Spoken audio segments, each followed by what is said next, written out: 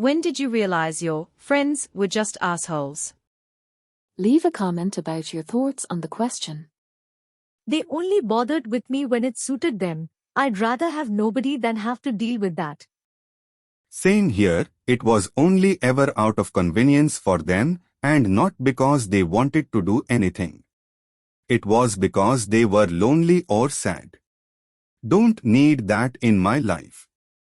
They only bothered with me when it suited them. I'd rather have nobody than have to deal with that. Yes, they will find you when they need you, and when they don't need you, it's like not having this friend. Most people just suck. It's a terrible reality that I've been trying to come to terms with. I used to love to give everyone the benefit of the double, but I've been screwed time and time again. I've been posting on him recently. He was my former neighbor and friend. We didn't immediately hit it off, but after a while we became good friends. I tried helping him out. He's an unemployed single dad of 2 special needs kids. He eventually saw my kindness as something to take advantage of, so late last fall he either broke into my house or enabled someone else to do it for him, and stole money from me. When I confronted him about this, he physically attacked me. I can't say it doesn't hurt. I agree, man. No one should take advantage of kindness. How do you know he was involved? Very long story I've alluded to when I posted it elsewhere, but my former friend, his estranged wife, who already lost custody of the kids herself, that's why I can call him a single dad, but she wasn't allowed to be around them anyway. Another long story in that, who he was letting be around the kids anyway, and their other friends were serious drug users. I didn't know all of this at the time, but it all came crashing down after the break-in and thefts, and attack. My friend either did the break-in himself or allowed one of their friends to do it for him, to support their drug habits. I also found out later my former friend spent time in prison for meth manufacturing before he had kids. But yes, he's involved in some way or another. I let my friend borrow my PS2 when I went to boot camp. When I came back, he said he sold it and gave me $50, I think. This was in 2006. I feel this. For me it was my N64, but he only gave me $8. When I called him out for it, he told me he'd steal $2 more from his dad, so it was $10. I found when people do things like this, the worst part is how they're psychologically unable to accept or understand why it was wrong. I mean, if someone sells my stuff and shows the requisite embarrassment and shame, I can work with that. But the matter-of-fact indifference can drive one insane. I upload videos every day, so subscribe to get updates regularly. How did you respond to that? Many choose violence. That reminds me of my PSP handheld that I lent out to someone around 2007. They broke the joystick and handed it back like nothing. Some people just suck. When he does shit to me and acts like it's no big deal, then I do the same back and he gets offended. Agreed, man. My son gets this shit in school by a friend who touches his arms and face and shit. Got 2 examples here. One from childhood and one from adulthood. Pick your favorite. Childhood, kid I knew when I was 8 or so. We used to hang out a lot of the time and often played together, doing usual kid stuff. Then one day, he has to move away because of a change in his parents' financial situation, and I was pretty bummed out about it.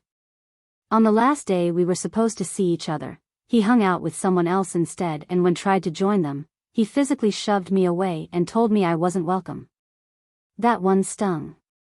Adulthood, when they keep telling me about plans they made and things they did together or wanted to do together, but never bother to invite or include me in any of it. There's one of them I get along with and he'll invite me to things as long as it's just with him, but when he's with the group, he excludes me. I remember one example in particular where they were discussing a new site to do some photography and they fell short a man. One of them looks at me like I'm the spare tire in his car and goes, "I guess you can come with us this one time," to which another replies, "Nah, he doesn't want to go. He doesn't like photography." I told him I was perfectly capable of answering for myself and didn't need him to act as my answering machine, but it lost a lot of impact because he was right. I don't like photography and didn't want to go. I just didn't like being talked about that way. Good luck making that clear to them, though. All they heard was, "If he was right anyway, then why are you bitching about it?" I no longer hang out with them. I eventually got sick of being treated like the spare guy they can use in case none of the main crew was attending, so I dropped them. When they tell me to shut up when I say anything. Shut up. Oi, shut your blowhole, you mangy twat waffle. When I finally clued in that I was only invited 'cause I was expected to be the wallet. I started my transition 18 months ago yesterday. It's been radio silence from them for 18 months. Not a word from most of them. It stung, but it is what it is. Best thing to say, manpower through the bullshit. Hit the like button, please. I crave fake internet points. LOL. After a lifetime of being told I wasn't a man, when they were right and I was a woman and actually embraced that, they fuck off. But I'm starting to like me and I didn't think that was possible before. That sucks. For what it's worth, it can be a difficult situation to approach. Also, I've had the opposite happen, running into someone post-op and saying hey and addressing them by their new name and they keep walking. Later found out they wanted a completely fresh identify. I was picked on when I was younger for being fat or not having friends around my age. I thought it was just good fun and they'll care for me if something serious happened, as I do for them. Fast forward to high school and still the same. Fast forward to college, young adults, still the same. Bad shit happens to me, like unable for find and job from recession and getting into a depression, and no one cares or bothers to ask about me. There are other telltale signs I noticed more as a young adult. During lunch they never save a seat for me. Everyone goes into the restaurant but don't bother waiting for me while I'm parallel parking right in front of them. I straight up left and no one asked about me or was concerned about me. It really felt like I was invisible to everyone and some sort of pest to them. F \********M.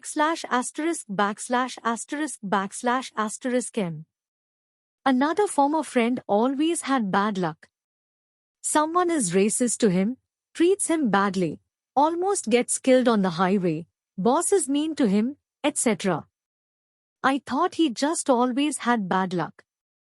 But the problem is he always has bad luck. Found that he was just really paranoid and is just very toxic and often the one causing trouble but being hostile to everyone else because of his paranoid mind. And of course he's always the victim too. When she was using me to try and see her new boyfriend without telling her ex-husband. I called her out for it, and she accused me of having feelings for her being jealous of her boyfriend.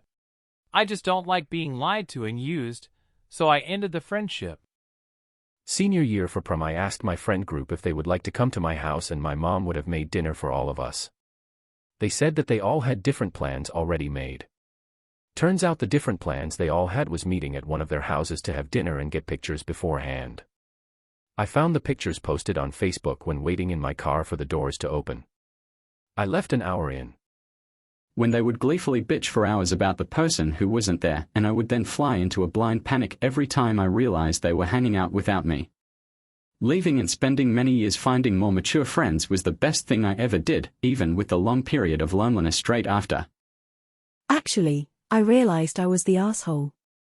I keep realizing it over and over. At some point you just have to live with yourself and anything you've done that you can't make right.